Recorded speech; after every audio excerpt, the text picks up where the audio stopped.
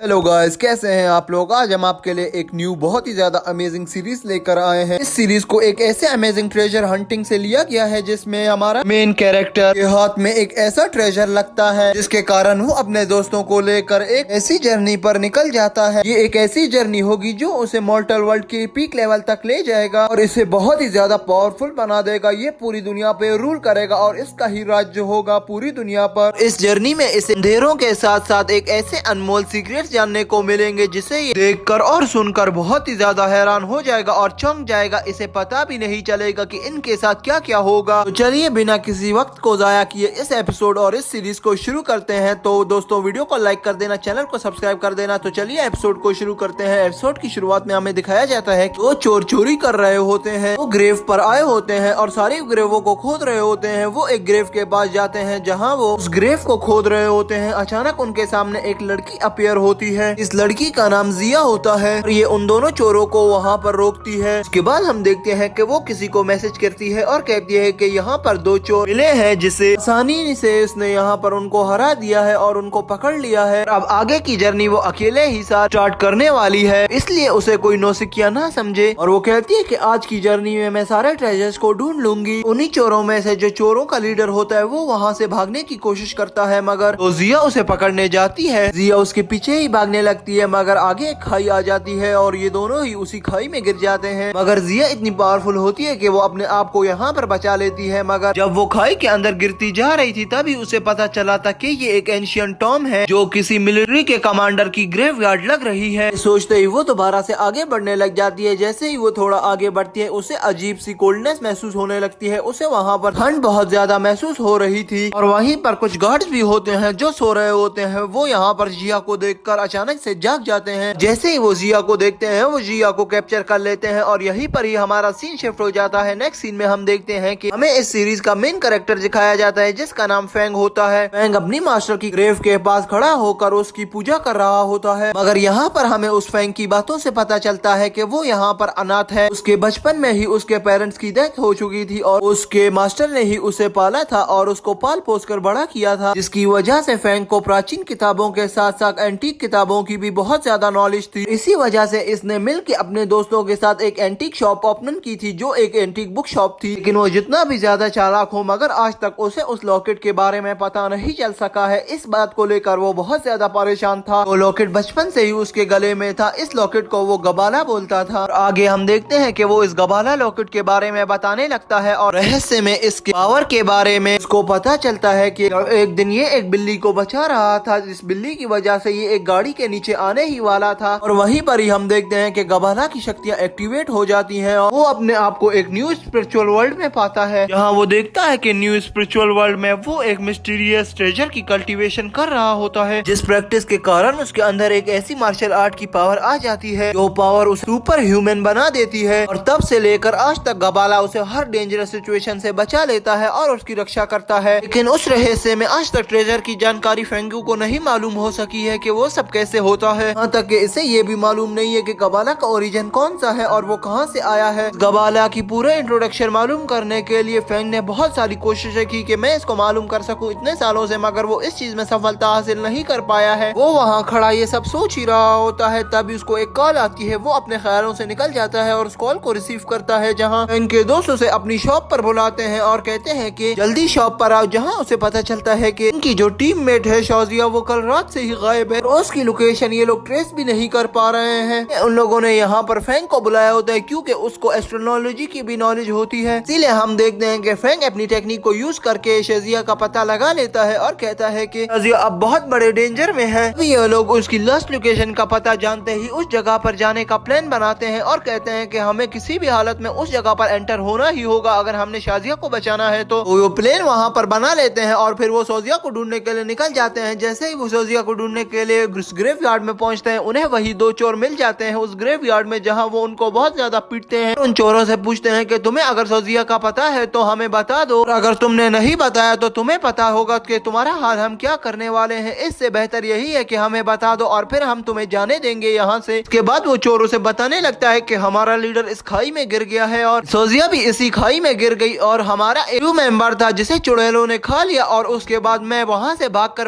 जा रहा था तो मैं अचानक ही एक पेड़ के पास आया जहाँ मेरा पाँव फंस गया और मैं गिरकर बेहोश हो गया। उसके आगे मुझे पता नहीं चला कि क्या हुआ है यहाँ पर। तभी हम वहाँ पर देखते हैं कि फेंग अपने कंपास वाले डिवाइस को ओपन करता है और कहता है कि मुझे इस कंपास से यही पता चल रहा है कि इस पूरे इलाके में एक अजीब सी किस्म का जादू किया गया है। उस जादू की वजह से यहाँ पर कभी भी सनराइज नहीं हो सकता और ये जो बड़े बड़े कुएं यहाँ पर बनाए गए हैं वो आम इंसानों ने नहीं बनाए हैं बल्कि एक इमॉर्टल्स ने बनाए हैं। रोबर्स भी यहाँ पर इसीलिए आए थे कि वो रात के अंधेरे में यहाँ पर चोरी कर सके, तो मगर उनको यहाँ पर कुछ भी नहीं मिला क्योंकि ये एक ग्रेवयार्ड है। वहीं पर हम फेंग को देखते हैं जिसको अपने गबाला को देखकर टेंशन होने लगती है क्योंकि वो गबाला बहुत ही ज्यादा गर्म होने लग गया था। मतलब वो समझ गया था कि अगर हम इसके अंदर एंटर हो गए तो हमें खतरे से फाइट करनी होगी, इस वो में बहुत ज्यादा खतरा है। तो इसका मतलब तो ये समझ ही गया था फेंग। अगर फेंग को अपनी सोजिया को बचाना ही था तो इसीलिए उसने कहा कि वो हमारी टीम मेंबर है, हमें उसे किसी भी हाल में बचाना होगा। ये कहते ही वो दोनों के साथ उसके फ्रेंड होते हैं उस कुएं में जंप मार देता है। इस पे तो पहले वो फेंग का दोस्त फ्रेंडी मना करता है पहले जाने से, तभी फेंग उसको कहता है कि फ्रेंडी मेरी बात सुनो, मुझे पता है कि तुम्हें इस चोर की निगरानी नहीं करनी बल्कि तुम्हें इधर अंदर जाने से डर लग रहा है, मगर हो सकता है कि अगर हम इस खाई के अंदर चले जाए हमें एक ऐसा ट्रेजर मिले जो खजानों से भरा हो और हम बहुत ज्यादा अमीर हो जाएंगे, बाकी तुम्हारी मर्जी। इसकी बात सुन के फ्रेंडी को भी बहुत ज्यादा लालच आ जाती है और वो भी यहाँ पर जाने के लिए तैयार हो जाता है। तभी हम देखते हैं कि वो तीनों उस खाई में उतर जाते हैं। थोड़ा ही आगे जाने के बाद उनको एक मकोड़ा मिलता है, वो उसे इग्नोर करते हैं और मगरी देर चलने के बाद उन्हें वही मकोड़ा मिलता है जो थोड़ा बड़ा हो गया होता है, मगर वो मकोड़ा वहाँ से भाग गया होता है। ये कहते ही हम देखते हैं फेंग कहता है कि आगे चलो, इसे छोड़ो। जैसे ही वो आगे जाते हैं उन्हें भी एक अजीब सी कोल्डनेस महसूस होने लग जाती है। अगर इस जगह की जैसी मिस्टीरियस प्लेसेस में अगर आपको ठंड या कोल्डनेस महसूस होने लग जाए तो ये समझ जाओ कि वो जगह कुछ मिस्टीरियस है या वो जगह खतरे से खाली नहीं। ये कहकर फेंग आगे बढ़ने लग जाता है और वहाँ की चीजों को एक्सप्लोर करने लग जाते हैं। हम फ्रेंडी को देखते हैं जिसको एक चमकीली सी ट्रेजर दिखने लगती है जहाँ वो कहता है कि ये तो बहुत खूबसूरत है, मगर फेंग कहता है कि जो चीज तुम्हें जहाँ से मिल रही है उसे वहाँ से रख लो, उसे अपने पास नहीं उठाओ, मुझे यहाँ पर कुछ गड़बड़ लग रही है। अगर हमने किसी चीज को छेड़ दिया तो हमारे साथ कोई भी डेंजर हो सकता है, तो पहले हमें बचकर यहाँ से सावधानी से काम करना होगा। ये कहता है वो लोग आगे बढ़ते हैं। जैसे ही वो लोग आगे बढ़ते हैं उन्हें एक मेन सेटन पर एक बहुत बड़ी ग्रेव नजर आती है जिसे वो लोग देखकर कहते हैं कि इस ग्रेव को देखकर वो बहुत ही ज्यादा चौंक जाते हैं क्योंकि उस ग्रेव के आसपास बहुत सारे कॉफिन्स होते हैं जो ग्रेव के ऊपर ही टंगे होते हैं, जिसे देखकर ये लोग बहुत ज्यादा हैरान होते हैं और परेशान हो जाते हैं। इस ग्रेव को देखकर फेंग कहता है कि मुझे तो यही लगता है कि यहाँ की मेन ग्रेव यही है, यही पर ग्रेव। वो देखने के बाद फेंग कहता है कि हमें किसी भी चीज को टच नहीं करना चाहिए। बाद में वो लोग आपस में बातें करने लगते हैं और कहते हैं कि मुझे ये किसी जर्नल की ग्रेव लग रही है क्योंकि ये बहुत प्रोटोकॉल में रखी हुई है। अगर फ्रेडी को यहाँ पर आराम तो नहीं था, वो फिर भी जाकर उस ग्रेव पर चमकने वाले एक क्रिस्टल को तोड़ देता है। जैसे ही वो उस क्रिस्टल को तोड़ता है तो उस ग्रेव के पास जितने भी गार्ड्स खड़े हुए होते हैं वो सभी के सभी वहीं पर ही एक्टिवेट हो जाते हैं। फ्रेंडी तो यहाँ पर बहुत ज्यादा खुश हो रहा होता है। वो उस क्रिस्टल को देखकर फेंग को कहता है कि अब हम बहुत बड़े करोड़पति बन जाएंगे और हमें बहुत सारे पैसे मिलेंगे, मगर यहाँ पर फेंग को तो पता चल गया था कि वो लोग बहुत बड़ी मुसीबत में फंस गए हैं। कहते ही फेंग वहाँ पर उस फ्रेंडी को कहता है कि इस चीज को रख दो, तुम पागल तो नहीं, तुमने क्या किया। जैसे ही हम वो देखते हैं फ्रेंडी उस चीज को उछाल रहा होता है, वो उसके हाथ से गिरकर टूट जाती है। इस क्रिस्टल के टूटने की वजह से वो सारे गार्ड वापस से अलाइव हो जाते हैं। पहले तो वो सिर्फ एक्टिवेट हुए थे, अभी वो जिंदा भी हो गए हैं। ये देखकर फेंग वहाँ पर बहुत ज्यादा डर जाता है और कहता है कि अब तो गए हम लोग। और तभी हम देखते हैं कि वो सारे के सारे गार्ड इन तीनों पर अटैक करने लग जाते हैं। वो गार्ड्स बिल्कुल ज़ॉम्बी की तरह बिहेव कर रहे होते हैं, जिसे देखकर वो लोग कहते हैं कि ये तो गार्ड्स हैं, ये तो ज़ॉम्बी की तरह बिहेव क्यों कर रहे हैं, कहीं ये कोई साजिश तो नहीं। तभी हम उस गंबाला को देखते हैं जिसकी पावर्स एक्टिवेट हो जाती हैं और यहीं पर ही हम फेंग की मार्शल आर्ट पावर्स को देखते हैं जो एक्टिवेट हो जाती हैं। तभी यही पावर्स को एक्टिवेट करते हुए फेंग उन सभी गार्ड्स को वहीं पर ही मार देता है। तभी हम फेंग को देखते हैं जो कहता है कि तुम्हें इन चीजों को हाथ नहीं लगाना चाहिए वरना हम इसी तरह मुसीबत में फंसते जाएंगे। अभी वो उस ग्रेव का वो ऊपर वाला डोर ओपन करता है, जिसे देखकर वो कहता है कि मुझे लगता है कि इस कबर के ओनर है, उसने अपने आप को जानबूझ के इस ग्रेव में रखवाया है क्योंकि यहाँ पर एक अजीब किस्म का जादू हुआ है और ये खाइयाँ किसी तरह से कम नहीं। लास्ट मेरी आखिरी बात और जो बहुत ही ज्यादा इंटरेस्टिंग होने वाली है, इसका मतलब ये है कि ये एक इमॉर्टल है। ये एक इमॉर्टल होते हुए ये नहीं चाहता कि ये दोबारा से इस दुनिया में रिक्रिनेटेड हो। रिक्रिनेटेड का मतलब मीन्स के दोबारा से जन्म ले सके। पहले जन्मों में यही लेजेंडरी डायमंड ग्रेवयार्ड बनाए जाते थे ताकि सारे इमॉर्टल अपने आप को यहीं पर ही दफन कर सके। तो अगर ये यही ग्रेवयार्ड ग्रेवयार्ड है तो हमें जल्दी से इस कब्र को खोद कर देखना चाहिए कि यहाँ पर कौन है। वो लोग बिल्कुल ही ऐसा करते हैं, उस ग्रेव को खोलते हैं। जैसे ही वो उस ग्रेव का मेन डोर ओपन करते हैं उन्हें नजर आता है कि अंदर तो सोजिया ही लेटी हुई है। यहाँ पर सोजिया के पास नेगेटिव रेन एनर्जी भी पूरी तरह आ गई थी। यहाँ पर वो हंसते हुए अजीब तरीके से उन सभी पर अटैक करना शुरू कर देती है, जिसे ये देखकर ये सारी टीम बहुत ही ज्यादा हैरान हो जाती है और कहती है कि हम तुम्हारे टीम मेंबर्स हैं और हम तुम्हारी ही टीम है, तुम हमें कैसे मार रही हो सोजिया। मगर सोजिया यहाँ पर इनकी कोई बात नहीं सुनती, वो लगातार इन पर अटैक करती जाती है, जिस पर फेंग सोचता है कि मैं अपने गेम वाले से इस पर अटैक कर सकता हूँ। अगर वो सोचता है कि फेंग अगर मैंने इस गेम वाले से इस पर अटैक कर दिया तो सोजिया की डेथ भी हो सकती है, तो मुझे कुछ और चीज यूज करना होगा जिससे सोजिया थोड़ी बहुत घायल हो जाए और वो अपने होश में वापस से आ सके। यहीं पर हम देखते हैं कि फेंग कहता है कि यहाँ पर तुम लोग मेरी बात सुनो फ्रेंडी, तुम लोग किसी भी हालत में सोजिया का ध्यान भटकाओ, मैं एक काम करता हूँ। जहाँ हम देखते हैं कि वो दोनों सोजिया का ध्यान को भटका रहे होते हैं और फेंग सभी पिलर्स को एक्टिवेट कर देता है, जिससे लाइट एनर्जी निकलती है, जिसे देखकर फ्रेंडी और उसका साथी बहुत ही ज्यादा हैरान हो जाते हैं। यहाँ पर सोजिया की वो नेगेटिव एनर्जी वापस से रिलीज हो रही होती है, क्योंकि लाइट एनर्जी वापस से उसकी शक्तियों को दोबारा से उसके अंदर ट्रांसफर कर रही होती है। लाइट एनर्जी अपना काम कर ही रही होती है, मगर अचानक से ये बंद आ जाती है, क्योंकि ऊपर जो कफिन टंगे हुए होते हैं वो नीचे गिर जाते हैं उस लाइट एनर्जी के ऊपर, और वो कफिन एक दाना सोजिया को भी हिट कर देता है, जिसकी वजह से यहाँ पर सोजिया भी बेहोश हो जाती है। वहाँ पर फेंक जाता है और सोजिया को उठाता है और पूछता है कि क्या तुम ठीक हो सोजिया। अगर इतनी ज्यादा एनर्जी के बाद हम देखते हैं कि वो पूरा ग्रेवयार्ड यहाँ पर कोलैप्स करने वाला होता है, मगर फेंग अपनी एनर्जी का यूज करते हुए डायरेक्शन को लगा लेता है और यहाँ से निकलने के लिए प्लान बनाता है। और हम देखते हैं कि कुछ ही देर बाद वो लोग इस ग्रेवयार्ड से निकल जाते हैं और वहीं पर ही हमारा सीन चेंज हो जाता है। नेक्स्ट सीन में हमें वापस से उसी शॉप को दिखाया जाता है जहाँ पर फेंग, फ्रेंडी और सोजिया पड़ी हुई थी। जहाँ पर सोजिया वहाँ पर पड़ी हुई बेहोश थी, अभी तक वो उस ग्रेवयार्ड के बाद होश में नहीं आ पाई थी। हम देखते हैं कि फेंग सोजिया के पास ही खड़ा होता है और कहता है कि मैंने अपनी पॉजिटिव एनर्जी का यूज करके सोजिया से सारी नेगेटिव एनर्जी निकाल ली है, अब ये ठीक हो जाएगी कुछ ही टाइम में। अगर जिस टाइम तक सोजिया के शरीर में कोल्डनेस है वो ठीक नहीं हो सकती और इस कोल्डनेस को ठीक होते हुए भी 1 मंथ लग जाएगा। तब ये लोग ये बातें कर ही रहे होते हैं, जहाँ फेंग कहता है कि मैंने उस स्टोन के बारे में पता लगाया है जिस क्रिस्टल को तुमने पकड़ा था फ्रेंडी, उस स्टोन में यिन एनर्जी बहुत ही ज्यादा है, क्योंकि वो स्टोन वहीं पर ही ग्रो करते हैं जहाँ पर यिन एनर्जी हो। ये सोचते ही फेंग वहाँ पर कहता है कि सबसे पहले हमने मिस्टर ए मिंगू को ढूंढना होगा, जिस पर हम देखते हैं वो सभी फ्रेंडी और उसके साथ ही परेशान में पड़ जाते हैं कि ये म्यूंग कौन है, और ये कहते ही हमारे यहाँ पर सीन चेंज हो जाता है। नेक्स्ट सीन में हमें दिखाया जाता है कि हमें पता चलता है कि सोजिया ने कैसे उस अपने आप को उस कफिन में बंद कर लिया था, जैसे कि वो उस ज़ॉम्बी से फाइट कर रही थी। वो ज़ॉम्बी उस पर हावी होते जा रहे थे, मगर उसको यही एक जगह मिली जहाँ पर वो छुप सकती थी, तो इसीलिए वो उस ग्रेव कफिन में छुप गई। उस पर नेगेटिव कोल्ड एनर्जी ने अटैक कर लिया, इसीलिए वो अभी तक बेहोश हो चुकी है। और वहीं पर ही हम देखते हैं कि ये सब वहाँ पर खड़ा फेंग और वो फ्रेंडी अपने दूसरे साथी को बता रहा होता है, जहाँ फेंग कहता है कि अभी हमने मिस्टर एमयू को ढूंढना होगा, वही इस एनर्जी को इसकी बॉडी से जल्दी बाहर निकाल सकता है। इस गुफा के बारे में आज तक सिर्फ मिस्टर एम ने ही पता कर लिया है और उसी को ही इस गुफा के बारे में पता है। ये कहती हम देखते हैं कि वो लोग मिस्टर एम को ढूंढने के लिए निकल जाते हैं। हम देखते हैं कि सोजिया को भी होश आ गया होता है, मगर वो अभी भी बहुत ज्यादा निडर होती है, उसकी एनर्जी लूज हो चुकी होती है और वो सोच रही होती है कि सिर्फ मेरी ही वजह से मेरे दोस्तों को इतनी मुश्किल झेलनी पड़ी। इस पर फेंग आगे बढ़ता है और कहता है कि सोजिया इतनी टेंशन भी मत लो, अब जो हो गया वो हो गया ना। और वहीं पर ही हम देखते हैं कि फेंग सोजिया को वापस से उसकी एनर्जी लाने में मदद करता है और कहता है कि तुम आगे बैठ जाओ, मैं तुम्हें कुछ एनर्जी दे देता हूँ, जिसकी वजह से तुम वापस अपनी एनर्जी को कल्टीवेट कर पाओगी और वापस अपने अंदर ले आ सकोगी। ये कहते हम देखते हैं कि वो एक गाड़ी में जा रहे होते हैं और ये सब वो गाड़ी में ही हो रहा होता है। तभी हम देखते हैं कि वो एक गाँव में पहुंच जाते हैं चलते चलते। हाँ, वो गाँव में एंटर होते हैं तो तभी वो लोग देखते हैं कि यहाँ पर तो लोगों की भीड़ लगी हुई है, जहाँ पर इन लोगों को ये पता चलता है कि एक महिला है जिसका नाम हनीम है, जो कि उस रोज वुड को खरीदने आई हुई है, जिनके बारे में देखना और उनके बारे में कास्ट करना बहुत ही ज्यादा इलीगल है। अगर किसी को पता चल जाएगा उसके बारे में तो इस मिस को यहाँ पर फांसी भी हो सकती है। अगर ये मिस तो बहुत ही ज्यादा पावरफुल है, ये इतने ही खुले में सबके सामने ही इसकी डीलिंग कर रही थी। अगर वो मिस बहुत ही ज्यादा चालाक होती है, वो अपने साथ एक एक्सपर्ट को भी लाई होती है ताकि वो उस लकड़ियों की जान पड़ताल कर सके। और ये खास तरह की एक रेयर हंगली वुड होती है जिससे एक गोल शेप की आकृति बनती है। ये वुड जितना ही ज्यादा रेड होता है और इतना ही ज्यादा वो कीमती होता है। सबकी जांच पड़ताल करने के बाद वो एक्सपर्ट कहता है कि मिस ये इतनी ज्यादा कीमती नहीं है। इस पर हम देखते हैं कि मिस उठती है और कहती है कि जो बंदा इस लकड़ियों को लाया है उसको वो 80,000 का मुआवजा देती है और कहती है कि ये लकड़ियाँ इतनी ज्यादा वैल्यूएबल नहीं है, मगर फिर भी मेरी सिंसियरिटी देख लो, मैं तुम्हें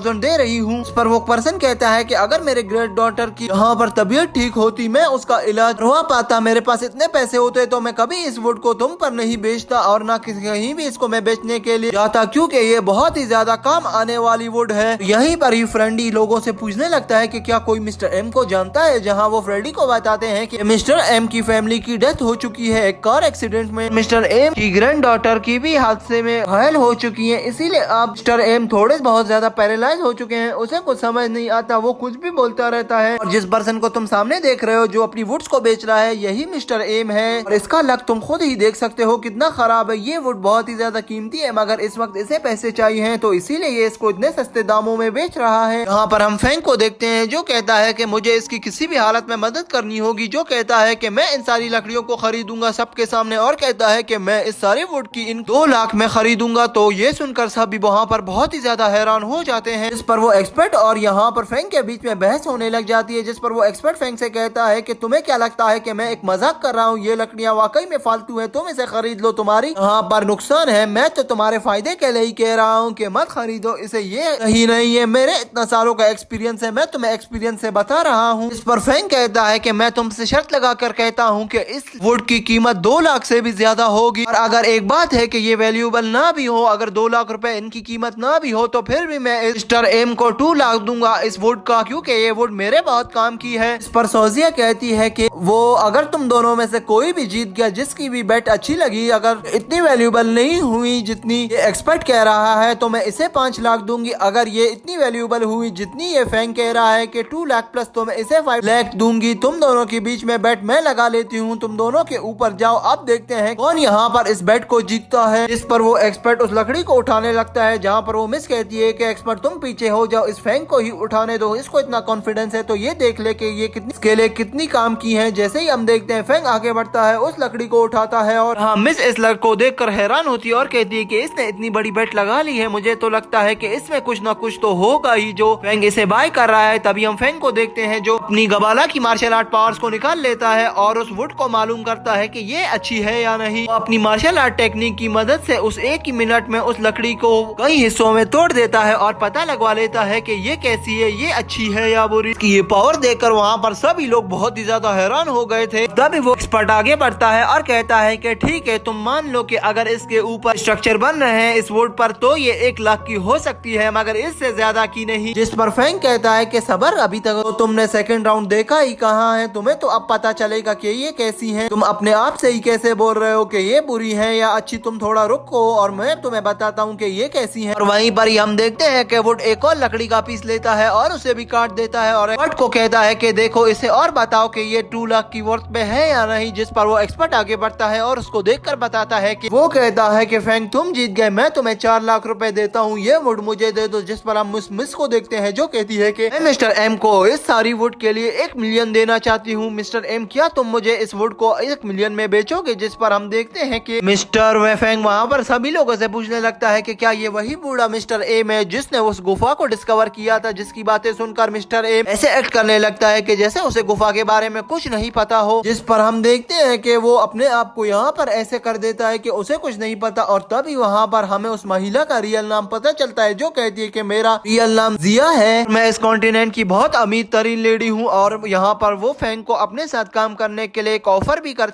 यहाँ से चली जाती है। यहीं पर हम मिस्टर एम को देखते हैं जो आगे बढ़ता है और कहता है कि फैंक तुम्हारा बहुत बहुत धन्यवाद, तुमने मेरी लकड़ियाँ इतनी महंगी बिकवाई, मैं तुम्हारे इसके लिए बहुत शुक्रिया अदा करता हूँ। जिस पर हम देखते हैं कि मिस्टर फैंक कहता है कि एम मेरी बात सुनो, मुझे तुमसे कोई पैसे नहीं चाहिए, मगर मैं तुमसे जो पूछ रहा हूँ प्लीज मुझे इसका सच सच जवाब दे दो। मिस्टर एम पूछता है कि क्या, जहाँ हम देखते हैं कि फैंक कहता है कि मिस्टर एम आपको पहले तो हमारा एक गाइड बनना होगा। उसके बाद जहाँ हम देखते हैं कि वो लोग उससे उसी गुफा के बारे में सवाल पूछने लग जाते हैं। जिस पर मिस्टर एम कहता है कि पहले यहाँ पर आज के बैठ जाओ। जहाँ हम देखते हैं कि मिस्टर एम उनको अपने घर के पास ले जाता है और कहता है कि ऐसी बातें इन सब के सामने तो मैं तुम्हें नहीं बता सकता, पूरी दुनिया में मैं डिंडोरा तो नहीं पीटूंगा ना, तुम पागल तो नहीं कि सबके सामने मुझसे ऐसे बातें पूछ रहे हो। कहते ही फैंक उससे सॉरी करता है और कहता है कि प्लीज मुझे उस केव के बारे में बताएं। जैसे ही वो उस केव का नाम सुनता है, यहाँ पर मिस्टर एम बहुत ज्यादा गुस्से में आ जाता है और कहता है कि मैं कभी भी उस केव में दोबारा नहीं जाऊंगा, मुझे बहुत ज्यादा मिसअंडरस्टैंडिंग हो गई थी तो मैं गलती से ही उस केव में चला गया, आज के बाद मैं कभी भी उस केव के पास तक भी नहीं जाऊंगा। पर फैंक उसको बिठाता है और कहता है कि प्लीज मिस्टर मिस्टर एम हमें इसके बारे में कुछ तो बताएं, जिस पर मिस्टर एम कहता है कि तुम लोग अभी जवान हो, तुम लोग का खून में बहुत जोश है, तो मैं तो तुम्हें यही कहूंगा कि गलती से भी उस गुफा के आसपास भी नहीं भटको। और तुम तो लोग इतने बेवकूफ हो, तुम लोग कहते हो कि हम लोग उस गुफा के अंदर जाएं, ये कभी भूल कर भी मत करना। जिस पर हम देखते हैं कि फेंग उसे पूरी सच्चाई बता देता है और उसको बताता है कि किस तरह वो लोग उस गुफा के अंदर एंटर हो चुके हैं और उनके साथ क्या क्या हुआ वो सब उधर मिस्टर एम को बताता है। जहाँ मिस्टर एम कहता है कि तुम लोग पागल हो गए हो। जिस पर हम देखते हैं कि फेंग कहता है कि अगर मैं आपको ये बात बता दूं तो फिर आपको हमारी मदद करनी होगी। ये जो सोजिया लड़की बैठी है इसके अंदर वो कोल्ड पावर एनर्जी चली गई है, हमें किसी भी हाल में इसका इलाज करवाना है, तो प्लीज आप हमें इसके बारे में बता दें ताकि हम इसका इलाज करवा सकें। इतना ज्यादा शोर सुनने के बाद वहाँ पर मिस्टर एम की ग्रैंड डॉटर भी वहाँ से उठकर आ जाती है जो बीमार थी और उसका इलाज चल रहा था। जैसे ही मिस्टर एम की ग्रैंड डॉटर आती है फेंग उसे देखकर कहता है कि यही डॉटर है ना आपकी जो बीमार है। जिस पर मिस्टर एम कहता है कि हाँ। फेंग कहता है कि मैं इसको हील अप दोबारा से कर सकता हूँ। जिस पर मिस्टर एम कहता है क्या वाकई में। तभी हम देखते हैं मिस्टर फेंग उसको ले जाता है एक रूम में और जब दोनों वापस से दोबारा निकलते हैं तो मिस्टर एम ये देखकर बहुत ही ज्यादा हैरान होता है कि फेंग ने उसको ठीक कर दिया, तो वो दोबारा से अपने पैरों पर सही सही से चल पा रही थी। वो तो बहुत ज्यादा इंजर्ड थी मगर अब वो ठीक हो चुकी है। इस पर वो बहुत ज्यादा खुश होता है और कहता है कि फेंग मेरी क्यों ना जान ही चली जाए मगर मैं इसका बदला तुमसे कभी भी नहीं चुका पाऊंगा। तुमने जो आज मुझे कर दिया है ना, मैं इसके लिए तुम्हारा बहुत बड़ा गुलाम बन जाऊंगा, मैं पूरी जिंदगी तुम्हारी गुलामी करूंगा। जिस पर हम देखते हैं कि फेंग कहता है कि मिस्टर एम बस आप हमारा एक काम कर दें, हमें आपसे और कुछ भी नहीं चाहिए। जिस पर हम मिस्टर एम को कहते हैं जो कहता है कि ठीक है मैं तुम लोगों के साथ चलूंगा और तुम लोगों को गाइड भी करता जाऊंगा। और यहीं पर ही हमारा सीन चेंज हो जाता है। नेक्स्ट सीन में हम उस सभी को उस केव के पास जाता हुआ देखते हैं जहाँ पर वो लोग बहुत ज्यादा थक गए होते हैं उस ग्रेवयार्ड के पास जाने पर, मगर बहुत ज्यादा चलने के बाद वो आखिरकार उस ग्रेवयार्ड के पास पहुंच जाते हैं। मगर यहाँ पर फ्रेंडी ऊपर आते आते बहुत ज्यादा थक गया था क्योंकि वो मोटा था, उसकी सांस फूल रही थी, वो वहीं पर ही सीढ़ियों पर गिर जाता है। अभी सब लोग उसको देख ही रहे होते हैं जहाँ हम देखते हैं कि एक जंगली भालू भी वहाँ पर आ जाता है, जिसे देखकर ये सब लोग बहुत ही ज्यादा डर जाते हैं और कहने लगते हैं कि अब तो हम लोग गए। और इसी तरह करते करते हम वहाँ पर देखते हैं कि वो भालू इन पर अटैक कर देता है। यहीं पर फेंग कहता है कि हमें किसी भी हाल से इससे बचना होगा, जहाँ पर वो अपनी गबाला की पावर्स को एक्टिवेट कर लेता है और उस भालू को बहुत ज्यादा पीट कर वहीं पर ही हरा देता है। वो फिर से अपने मिशन के लिए निकल जाते हैं जहाँ काफी ढूंढने के बाद उनको वो आखिरकार वो ग्रेवयार्ड मिल जाती है, जहाँ वो देखते हैं कि अगर हमें इस ग्रेवयार्ड के अंदर जाना होगा तो हमें इस पूरे बड़े माउंटेन को पहले इसके ऊपर ही चढ़ना होगा, तभी हम इसके अंदर जा सकते हैं। तभी वो लोग उधर रस्सियों का उपयोग करते हैं और उसके अंदर जाने के लिए तैयार हो जाते हैं। इसे देखते ही मिस्टर एम को अपने पुराने दिनों की याद आ जाती है जहाँ उसको यहाँ पर बहुत खतरनाक जीव मिले थे। तभी हम देखते हैं कि मिस्टर एम और उसकी टीम ऊपर पहुंच ही जाते हैं उस गुफा के अंदर, जहाँ मिस्टर एम कहता है कि तुम्हें किसी भी हालत में 1 घंटे में ही इससे बाहर आना होगा। मैं एक बूढ़ा हो चुका हूँ क्योंकि मुझे चलने में बहुत समय लगेगा और वहाँ पर तुम लोग भी लेट हो जाओगे। अगर तुम लोगों ने 1 घंटे से भी ज्यादा टाइम लगाया यहाँ पर तो यह गुफा तुम्हें यहीं पर ही निकल जाएगी, जहाँ मैं अंदर तुम लोग के साथ तो नहीं आ सकता मगर मैं तुम्हें थोड़ा बहुत गाइड कर लेता हूँ। तभी हम फेंग को देखते हैं जो कहता है कि मिस्टर एम आप कहें। यहीं पर हम देखते हैं कि फ्रेंडी की भी थोड़ी बहुत फट रही होती है, वो भी कहता है कि मैं भी यहाँ पर खड़ा हो मिस्टर एम को कंपनी देता हूँ। जिस पर हम देखते हैं कि फ्रेंडी का दोस्त कहता है कि चलो यहाँ से, तुम पागल तो नहीं होगे, तुम्हारी अभी से ही पढ़ना शुरू हो गई है। इस पर फ्रेंडी कहता है कि हाँ मैं आता हूँ, हमें किसी चीज की भी टेंशन लेने की जरूरत नहीं, हमारे पास फेंग है और उसके पास कितनी अच्छी सुपर पावर है। जिस पर हम देखते हैं कि मिस्टर एम कहता है कि फेंग जितना भी पावरफुल हो, उसके पास कितनी भी अच्छी टेक्निक्स हो या वो कितना भी शक्तिशाली हो, मगर वो इस गुफा से बाहर नहीं निकल पाएगा अगर वो 1 घंटे से पहले यहाँ तक नहीं आ जाते, क्योंकि ये गुफा बहुत ही खतरनाक है। गुफा इसको अपने अंदर ही निकल जाएगी और ये यहीं पर ही मारा जाएगा। तो इससे अच्छा है मैं तुम लोगों को पहले से ही बता रहा हूँ कि तुम्हें 1 घंटे के अंदर इस गुफा से निकल लेना है। इस पर हम देखते हैं कि मिस्टर एम कहता है कि मैं तुम्हें एक लॉकेट देता हूँ, इसे पहन लो, ये लॉकेट तुम्हारी रक्षा करेगा और इससे तुम्हारे अंदर नेगेटिव एनर्जी भी नहीं जा सकेगी, थोड़ी बहुत प्रोटेक्शन कर लेगा ये तुम्हारी। तभी हम देखते हैं कि वो सभी इस लॉकेट को पहन लेते हैं। जैसे ही वो उस गुफा के अंदर एंटर होते हैं उसे काफी ज्यादा फिर से कोल्डनेस महसूस होने लगती है, जो कि उस गुफा में इतनी कोल्डनेस नहीं थी जितनी यहाँ पर है। जहाँ हम देखते हैं कि फेंग देखता है और कहता है कि जहाँ पर भी इस तरह की कोल्ड एनर्जी मौजूद होती है वहाँ पर फील्ड एनर्जी भी होगी, हमें फील्ड एनर्जी को ढूंढना है ताकि हम उजिया के अंदर से ये कोल्ड एनर्जी निकाल सके और दोबारा से उसकी एनर्जीज को एक्टिवेट कर पाए। ये कहते हैं हम वहाँ पर फेंग को देखते हैं जो अपनी कैंपस को निकाल लेता है और एनर्जी की डायरेक्शन मालूम करने के लिए कैंपर पर लोकेशन लगा लेता है। जैसे ही उसको वो जगह मिलती है वो उस प्लेस को देखकर बहुत डर जाता है, जहाँ हम देखते हैं कि सोजिया कहती है कि फेंग एनर्जी तुम्हें वहीं पर ही मिलेगी जहाँ पर ये एन स्टोन होंगे, यहाँ पर हमें ये एनर्जी नहीं मिल सकती क्योंकि यहाँ पर हमें प्रकार का भी स्टोन नहीं नजर आ रहा। पर फेंग उसे समझाता है और कहता है कि ऐसा नहीं है, कहीं पर भी फेंट एनर्जी हो सकती है, क्योंकि अगर वो एनर्जी ज्यादा हो जाए तो वो उन स्टोन्स को भी तोड़ देती है। तो मुझे तो लगता है कि यहाँ पर भी होगी, अभी हमें सही से ढूंढना होगा। यहाँ पर ये कहते ही वो लोग उस एनर्जी को ढूंढने लग जाते हैं। और अभी भी तुम मेरी गबाला की एनर्जी की वजह से जिंदा हो, अगर मेरी गबाला की एनर्जी किसी वक्त भी खत्म हो गई तो तुम बेहोश हो जाओगी और हम तुम्हें कहाँ कहाँ संभालते फिरेंगे। इससे अच्छा है कि हमें जल्दी से ही टाइम जाया किए बगैर ही यहाँ पर उस विंड एनर्जी को ढूंढना होगा। हम देखते हैं कि थोड़ी ही देर बाद वो लोग एनर्जी को ढूंढ ही रहे होते हैं और तभी सोजिया के अंदर वो नेगेटिव एनर्जी वापस से रिस्टोर होने लग जाती है। अगर यहाँ पर फेंग अपनी गबाला की एनर्जी को दोबारा से एक्टिवेट कर लेता है और कहता है कि बस अब मैं तुम्हें किसी भी हालत में ठीक करके ही रहूंगा। और ये तुम्हारे अंदर जो अभी वापस से कोल्ड एनर्जी और नेगेटिव एनर्जी एक्ट्रैक्ट हुई है, इसका मतलब ये है कि यहाँ पर ये एनर्जी मौजूद है, क्योंकि अगर ये एनर्जी तुम्हारे अंदर आ गई है तो इसका मतलब इधर इसकी दूसरी पार्ट भी होगा। तो मुझे लगता है कि हमें यहाँ से सही से ढूंढना होगा। पर हम देखते हैं कि फ्रेंडी कहता है कि फिर फेंग हमें यहाँ पर ढूंढना नहीं चाहिए, तुम ये गंबाला एनर्जी ही सोजिया को दे दो। अगर जब भी इसको ये कोल्ड एनर्जी हावी होने लगेगी, ये इस गंबाला की एनर्जी को यूज कर लेगी। जहाँ पर हम देखते हैं कि फेंग काफी ज्यादा निराश होता है और कहता है कि मैं इसे नहीं दे सकता, ये मेरे पेरेंट्स की आखिरी निशानी है। ये कहकर वो आगे बढ़ने लगता है। जहाँ हम देखते हैं कि वो उन लोगों को बताने लगता है कि वो गबाला इन लोगों को इसीलिए नहीं दे सकता कि क्योंकि अभी तक इसको खुद नहीं पता कि इस गबाला में कैसी किस्म की पावर्स हैं। ये मेरे पेरेंट्स ने बचपन से ही मुझे दे दिया था और ये पता लगाना है कि ये क्या चीज है, इसका इंट्रोडक्शन पूरा अगर मुझे पता होता तो फिर भी मैं तुम्हें दे देता। मगर सोचिए ये इतना ज्यादा पावरफुल है कि तुम्हारा इसे कंट्रोल करना बहुत ही ज्यादा मुश्किल हो जाएगा, तो मुझे माफ कर दो, मैं तुम्हें ये नहीं दे सकता।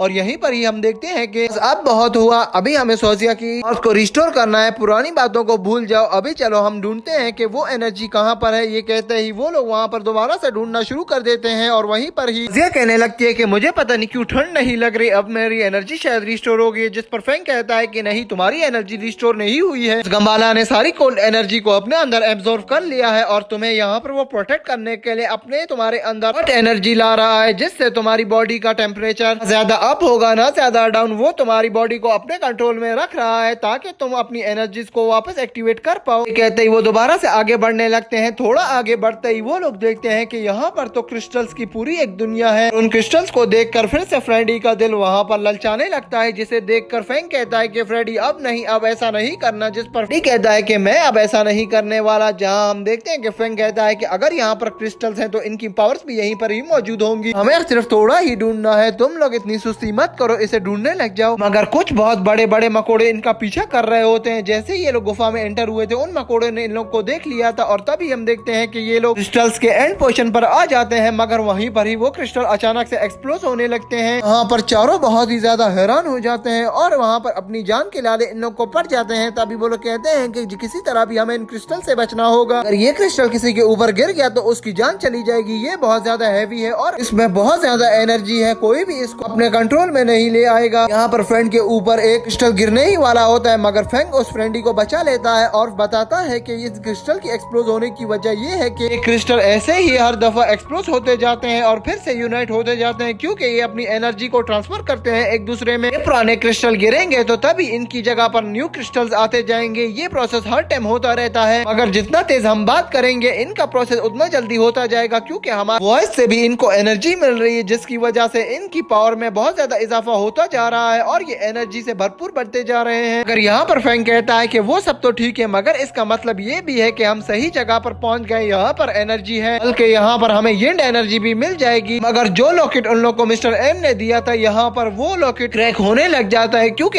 इस लॉकेट ने इन लोगों की बहुत ज्यादा रक्षा की, इन लोगों को यहाँ पर इन क्रिस्टल से भी बचाया और बहुत सी मुसीबत से बचाया जो इनके ऊपर आने वाली थी। तो इसीलिए वो लॉकेट थोड़ा बहुत क्रैक हो जाता है। इस पर फेंग कहता है कि मैं दोबारा से इनको रिकवर कर सकता हूँ, जिसमें आधा घंटा लगेगा और तुम सबको मेरे साथ ही रहना होगा। मैं इनमें वापस से एनर्जी डाल दूंगा और ये वापस से हमें प्रोटेक्ट करेंगे, तो इसके लिए तुम लोगों को मुझे आधा घंटा देना होगा और मेरे आसपास बैठ जाओ। जहाँ हम देखते हैं कि फेंग उन लॉकेट्स को जमीन पर रख देता है और उनको रिवाइंड करने लग जाता है, जहाँ पर वो सब लोग फेंग को देख रहे होते हैं जो उन लॉकेट्स को रिवाइव कर रहा होता है। जहाँ पर हम देखते हैं कि फ्रेंडी के कॉल कहता है कि मुझे नेचुरल कॉल आ रही है, मुझे बहुत जोर से आ रही है, जल्दी से चलो। ये कहते ही फ्रेंडी उसको ले जाता है और कहता है कि चलो। जहाँ पर हम देखते हैं कि वो वहाँ पर रिवर के पास कर ही रहा होता है अपनी नेचुरल कॉल को, तो मगर वहीं पर ही उसको अजीब सी आवाजें आने लग जाती हैं उस रिवर से, जहाँ पर उसे 3 अजीब सी स्पिरिट्स दिखाई देती हैं, जिसे देखकर उन जो करने आए थे वो उधर ही निकल जाता है और कहते हैं कि ये क्या अजीब सी चीजें हैं जिसे देखकर वो लोग कहने लगते हैं कि फेंग आओ हमें बचाओ, ये स्प्रिट्स आ गई है, पता नहीं कैसी अजीब सी, मुझे लगता है कि ये हमें मार देंगी। और वो स्प्रिट इनके पास बढ़ने लगती है, जहाँ हम देखते हैं कि इन स्प्रिट से बचाने के लिए फेंग इनकी वॉइस सुन लेता है। वो अपनी उधर उस कल्टीवेशन को छोड़ देता है और इनको बचाने के लिए आगे बढ़ता है। जहाँ वो आता है और देखता है कि यहाँ पर तो स्प्रिट्स आ गई है, इनको मारने के लिए वो इन स्प्रिट्स के आगे जाता है और कहता है कि मैं आ गया हूँ मेरे दोस्तों, टेंशन लेने की कोई जरूरत नहीं। ये कहते ही वो अपने आप को एक मिशन में ले आता है और अपना चेहरा एक अजीब सी शक्ल में कन्वर्ट कर लेता है, जिसे देखकर फ्रेंडी और उसका दोस्त और ज्यादा डर जाते हैं और कहते हैं कि फेंग ऐसा मत करो, अब तुम भी एक ज़ॉम्बी बन गए हो क्या। जिसे देखते हैं हम वहाँ पर दोनों ने फेंग की इतनी बुरी शक्ल देखने की वजह से वो दोनों यहीं पर ही बेहोश हो चुके थे। यहाँ पर हम देखते हैं कि उसे कह दिए कि फेंग अब बस करो इन दोनों को डराना। जहाँ हम देखते हैं कि इनको होश में लाने के लिए फेंग दोबारा से उठता है और इनकी मदद करने लग जाता है। अगर यहाँ पर वो दोनों फेंग को देखकर बहुत ज्यादा डर रहे होते हैं, क्योंकि वो दोनों ये समझते हैं कि फेंग एक ज़ॉम्बी बन चुका है। यहाँ फेंग कहता है कि ये तुम दोनों की सजा है, जब से मैंने तुम लोगों को कहा था कि तुम लोगों को यहाँ से हिलना भी नहीं है तो तुम लोग यहाँ से क्यों हिले थे। ये कहती है, हम देखते हैं सोजिया वहाँ पर उस रिवर के किनारे पर जाती है और देखती है कि रिवर में उसे भी कुछ आवाजें आने लगती हैं। जहाँ पर फेंग कहता है कि सोजिया हमें इस रिवर के बहकावे में नहीं आना चाहिए, यहाँ पर कोई जाल भी हो सकती है, हमें आगे निकल लेना चाहिए। ये कहते ही वो लोग उस गुफा के एक्सट्रीम लेवल पर पहुँचने के लिए निकल जाते हैं। जहाँ वो देखते हैं थोड़ा ही आगे जाकर सोजिया में इतनी एनर्जी नहीं होती कि वो एक कदम भी आगे अपना बढ़ा पाए। वहाँ पर सोजिया बहुत ज्यादा थक जाती है और वो फेंग से कहती है कि अब बस हो गया, मैं नहीं चल सकती, तुम लोग यहाँ से निकल जाओ, मैं यहीं पर ही मारी जाऊंगी और मेरा सफर यही तक ही था तुम लोगों के साथ। जिस पर हम फेंग को देखते हैं जो कहता है कि चुप करो सोजिया, ऐसी बातें नहीं करो। यहीं पर ही कुछ ज़ॉम्बीज़ भी आ जाते हैं जो इन लोगों की ओर बढ़ने लगते हैं। यहाँ पर फेंग अपनी पोजीशन ले लेता है और इन पर अटैक करना शुरू कर देता है। यहाँ पर उन ज़ॉम्बीज़ को देखकर सोजिया में भी वापस से नेगेटिव पावर जागना लग जाती है, जिस पे हम देखते हैं कि फेंग वहाँ पर अपनी गंबाला की पावर्स को एक्टिवेट करता है और सोजिया को वापस पॉजिटिव पावर में ले आता है और उन ज़ॉम्बीज़ से फाइट करना शुरू करता है। वो आहिस्ता आहिस्ता करके हर ज़ॉम्बी को मारता चाहता है। हाँ, सोजिया कुछ सोचने लग जाती है और सोचती है कि कैसे वो कदम पर बच रही है। जहाँ वो कहती है कि फेंग तुम्हारा थैंक्स, मगर वो फिर सोचने लगती है कि फेंग तो एंटीक की शॉप पर काम करता है, इसीलिए इसको सब चीजों की नॉलेज है और ये इतना पावरफुल है। ये कहते ही हम देखते हैं वो लोग वापस से अपने उसी गुफा वाले सीन को दिखाते हैं, जहाँ पर उस गुफा में अभी ये लोग और आगे बढ़ चुके थे। जहाँ पर वहाँ के अंदर इनको अजीब सी आवाजें सुनाई देने लग जाती है, जिसे फेंग कहकर इग्नोर करता है और कहता है कि इसे ऐसे इग्नोर करो जैसे यहाँ पर कुछ भी नहीं। ये कहकर वो लोग आगे निकल जाते हैं। तब इनका पीछा वही लाशें करने लग जाती है जो स्ट्रेम के साथ आई थी, जिन लाशों को इस गुफा ने निगल लिया था और वो लाशें यहाँ पर ज़ॉम्बी बनकर कन्वर्ट हो चुकी हैं। देखते ही देखते वो सारे ज़ॉम्बीज एक स्पिरिचुअल प्लांट में कन्वर्ट होते जा रहे थे और वो बहुत ज्यादा पावरफुल होते जा रहे थे। तभी वो लोग फेंग उसकी टीम को भी देख लेते हैं। यहाँ पर फेंग और उसकी टीम भी इन और ज़ॉम्बीज को जो एक प्लांट बन गए थे उनको देखकर बहुत ही ज्यादा हैरान होते हैं। सोचते ही हम देखते हैं फेंग उन पर अटैक करना शुरू कर देता है। वो उस पर लगातार ही अटैक करता है और कहता है कि हमें इनको जल्दी से ही मार देना होगा, इनको हमारे पास नहीं आना है, अगर ये हमारे पास आ गए तो हम सभी मारे जाएंगे। इन लोगों पर अटैक कर ही रहा होता है, तभी इनका अटैक गलती से ही जाकर वहाँ पर एक स्टोन को लग जाता है, जिसकी वजह से वो सारे ट्रिगर एक्टिवेट हो जाते हैं फिर से। अगर यहाँ पर वो स्पिरिचुअल प्लांट्स को कुछ भी नहीं हो रहा हो तब वो वापस से अटैक करने लग जाते हैं फेंग और उसकी टीम के ऊपर। अगर फेंग सोचता है कि मुझे बचना है तो मुझे यहाँ पर एक शील्ड बना लेनी होगी। ये सोचते ही वो वहाँ पर अपने पास एक शील्ड बना लेता है और कहता है कि जल्दी से मुझे बचना होगा वरना ये लोग मुझे मार डालेंगे। वो अपनी पावर का यूज करके उस गबाला की पावर से उन्हें प्लांट को मार देता है और वो फिर दोबारा से आगे बढ़ने लग जाते हैं। थोड़ा ही आगे जाने के बाद उन वियर्ड शेप के रॉक नजर आने लगते हैं, जिसे देखकर फेंग कहता है कि ये रॉक किसी खास किस्म के रॉक हैं, इनमें भी कोई एनर्जी होगी, हमें बचकर यहाँ से गुजरना होगा। इन रॉक्स को देखकर लगता है कि किसी ने अपनी पॉजिटिव एनर्जी यूज की है, हमसे पहले भी यहाँ पर हमें लगता है कि कोई आया होगा। जिस पर हम देखते हैं कि यहाँ पर कोई इसीलिए आया होगा कि उसके भी फ्रेंड पे उसके खुद के अंदर ये एनर्जी आ गई होगी, उस नेगेटिव एनर्जी को निकालने के लिए वो यहाँ से पॉजिटिव एनर्जी की तलाश करने आया होगा। थोड़ा ही आगे जाने के बाद इनको येंड स्टोन नजर आते हैं, तब ये लोग खुश होते हैं और वहाँ पर हम देखते हैं कि फेंग बोलता है सोजिया यहाँ आओ और यहाँ पर बैठ जाओ। तभी सोजिया फेंग के साथ बैठ जाती है और वहाँ पर वो उसके अंदर येंड एनर्जी ट्रांसफर करने लग जाता है और कहता है कि अब तुम ठीक हो जाओगी सोजिया, तुम्हें टेंशन लेने की कोई जरूरत नहीं है। जैसे ही वो फॉर्मेशन वहाँ पर पूरे होने ही वाली होती है वो स्टोन ग्लो करने लग जाते हैं। वहाँ पर एक मॉन्स्टर आ जाता है जो इस फॉर्मेशन को रोकना चाहता है। इस पर फेंग कहता है अपने फ्रेंड से तुम लोगों को किसी भी हालत में इस मॉन्स्टर को मेरे करीब आने नहीं देना चाहिए, अगर मैं से ये फॉर्मेशन रुक गई तो यहाँ पर सोजिया की डेथ भी हो सकती है, क्योंकि अभी ये फुल कठिन मरहले पर पहुंची है। मुझे किसी भी हालत में इसको यहाँ पर बचाना है, तो तुम लोग किसी भी हालत में उसको मेरे पास आने भी नहीं देना। यहाँ पर फ्रेंडी और उसके फ्रेंड के पास तो कोई हथियार होता ही नहीं है, इसीलिए वो पत्थरों से उसको रोकने की कोशिश करते हैं और उसे पत्थर मारना शुरू कर देते हैं। अगर वो मॉन्स्टर का काम तो यही होता है कि वो किसी भी हालत में फैंग को डिस्टर्ब कर सके। जैसे ही हम देखते हैं कि वो फैंग को डिस्टर्ब करने के लिए आगे बढ़ता है, यहाँ पर रैंडी और उसका फ्रेंड बहुत कोशिश करते हैं कि वो किसी भी हालत में उस मॉन्स्टर को रोक पाए। उसको रोकने के लिए काफी कोशिशें करते हैं, यहाँ तक कि उससे फाइट भी करते हैं, मगर वो मॉन्स्टर बहुत ज्यादा पावरफुल होता है। वो फैंग के पास पहुंच जाता है, मगर फैंग अपने गबाला से उस पर अटैक कर देता है और वो मॉन्स्टर वहीं पर ही डिस्ट्रॉय हो जाता है। मगर यहाँ पर वो पावर अभी तक उसमें सोजियो के पास जा रही होती है ताकि सोजियो में पॉजिटिव एनर्जी आ सके। उस एनर्जी को एब्जॉर्ब कर करके यहाँ पर सोजियो भी ठीक होती है और अब वो लोग प्लान बनाते हैं कि हमें जल्दी से इस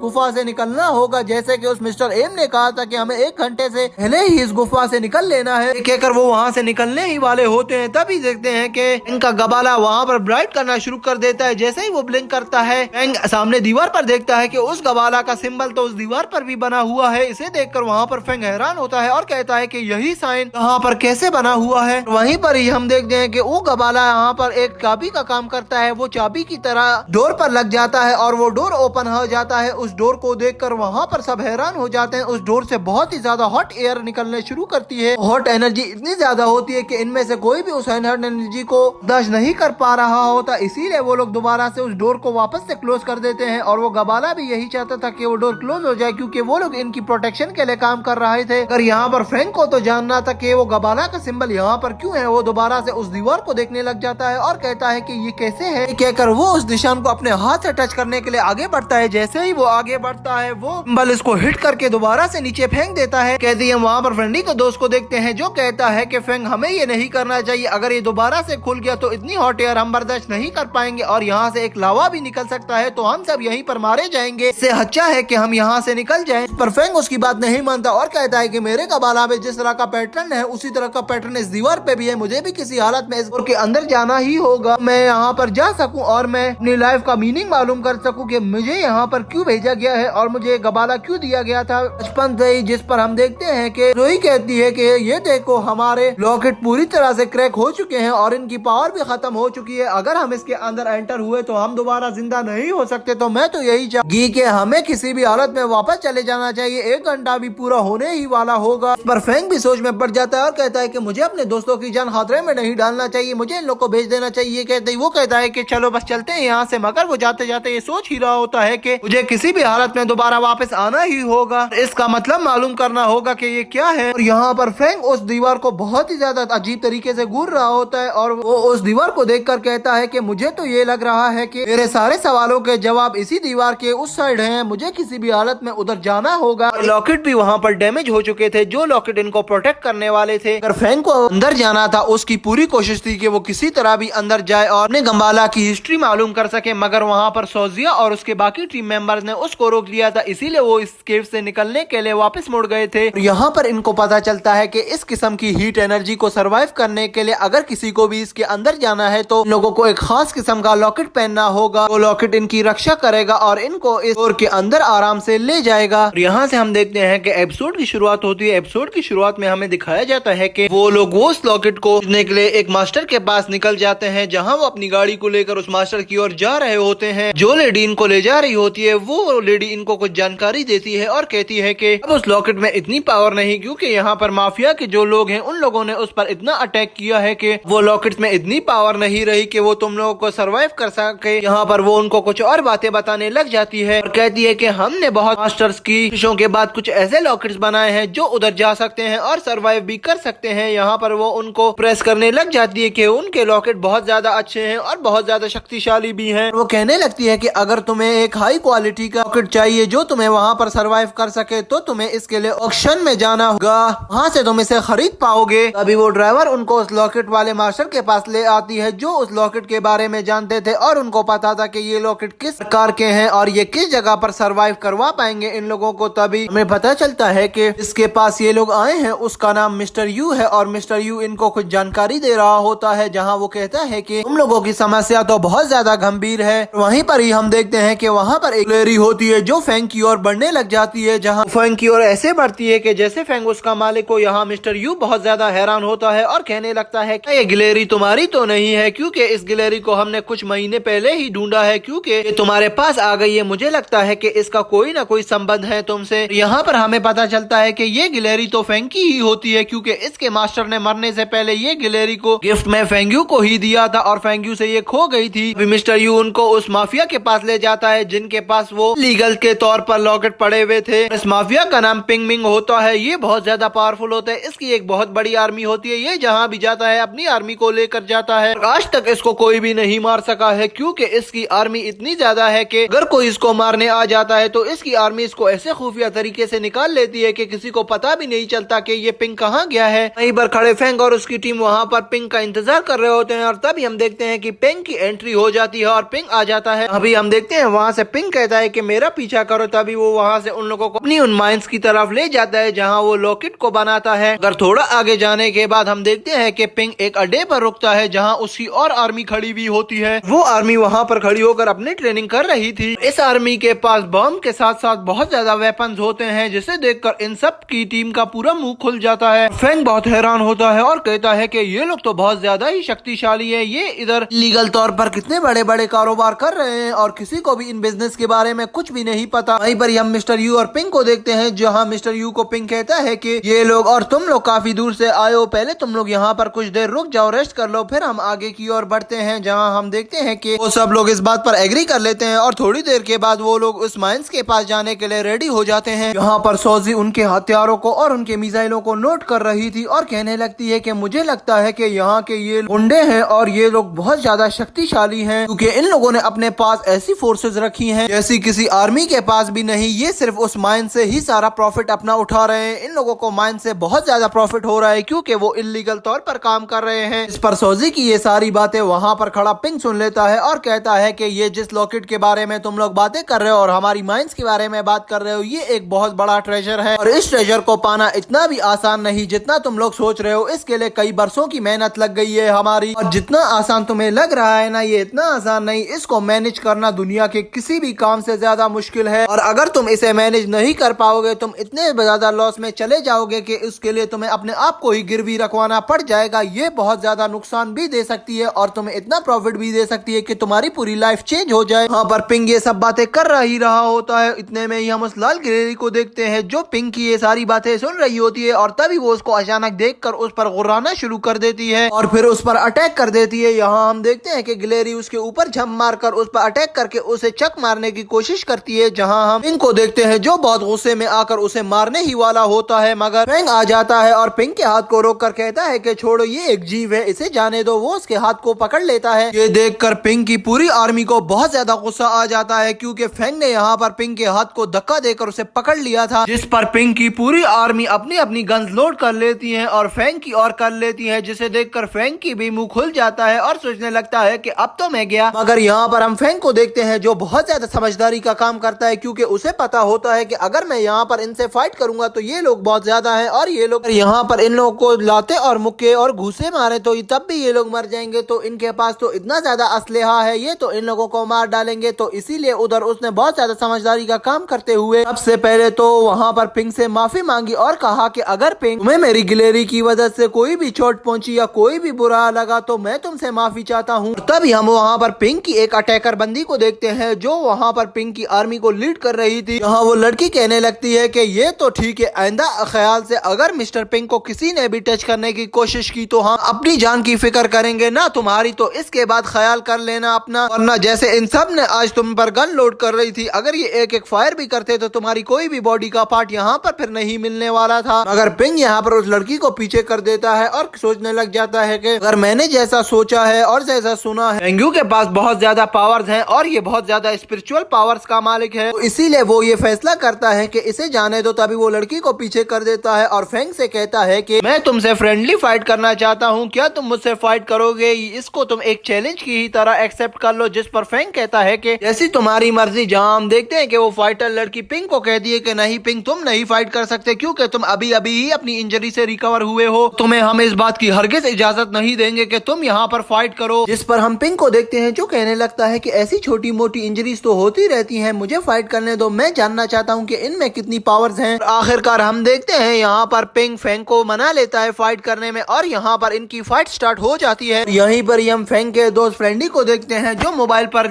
सर्च कर पता लगा लेता है कि जो पिंग है वो तो एक ब्लैक बेल्ट चैंपियन है, वो बॉक्सिंग चैंपियन है, वो बहुत ज्यादा पावरफुल है, वो तो अब इसको नहीं छोड़ने वाला। यहाँ पर वो लोग को बहुत ज्यादा फेंग की फिक्र हो रही थी, अगर अब तो ये लोग कुछ नहीं कर पाते क्योंकि यहाँ पर फाइट शुरू हो गई थी। अगर सोचिए यहाँ पर बहुत ज्यादा कॉन्फिडेंट होती है, वो कहने लगती है कि इसे मत रोको, मुझे पता है, मुझे यकीन है फेंग इसे हरा देगा और फेंग यहाँ पर बहुत ज्यादा पावरफुल है, उसको इन छोटी मोटी रुकावटों से कुछ नहीं होने वाला। यहाँ पर ही हम देखते हैं कि यहाँ पर इनकी मार्शल फाइट शुरू हो जाती है जहाँ ये दोनों एक दूसरे को बहुत अच्छी टक्कर दे रहे होते हैं। अगर यहाँ पर फेंग बहुत ज्यादा पावरफुल होता है, वो पिंक को बहुत अच्छे तरीके से मारता है और यहाँ पर हम देखें कुछ ही समय बाद वहाँ पर पिंक के हार्ट में पेन होना शुरू हो जाता है, जिसकी वजह से वो वहीं पर ही गिर जाता है। यहाँ पर उन सारे सोल्जर्स को गुस्सा आने लगता है, जिस पर वो लोग सोचने लगते हैं कि इस फेंग ने जानबूझ के हमारे पिंक को मारने की कोशिश की और इस पर मर्डर अटेम्प्ट किया। वो इसी गलतफहमी में पिंक की और अपनी गन्स का मुंह कर देते हैं और बहुत गुस्से में आ जाते हैं। मगर यहाँ पर हम देखते हैं कि स्ट्राइकर लड़की आगे बढ़ती है और कहती है कि बस छोड़ दो, ये एक फाइट थी, अब इससे ज्यादा नहीं। ये कहते ही हम देखते हैं फेंग आगे बढ़ता है और पिंक से कहने लगता है कि पिंक, मेरे पास एक ऐसी टेक्निक है, मैं तुम्हें उससे हील कर सकता हूँ और तुम्हारे सारे घावों को रिकवर कर सकता हूँ। ये टेक्निक मुझे मेरे मास्टर ने दी है। जिस पर हम देखते हैं पिंक कहता है कि अगर तुम ऐसा कर सकते हो तो जरूर करो, मुझे बहुत ज्यादा पेन होता है उस एक्सीडेंट के बाद। जहाँ हम देखते हैं कि पिंक अपनी टेक्निक को यूज करने लग जाता है। इस पर हम मिस्टर यू को देखते हैं जो कहता है कि अगर जरा सी भी गड़बड़ हुई तो फिर तुम नहीं बचने वाले फेंग। ये कहती हम देखते हैं यहाँ पर हमारा सीन चेंज हो जाता है। आगे हम देखते हैं कि इनको कमरे में ले जाता है फेंग, वहाँ पर उसको हील करने की कोशिश करता है और उसके ब्लड में एक पिन को इंसर्ट कर देता है, जिससे उसका ब्लड का फ्लो थोड़ा स्लो हो जाएगा। ये कहते ही हम देखते हैं वहाँ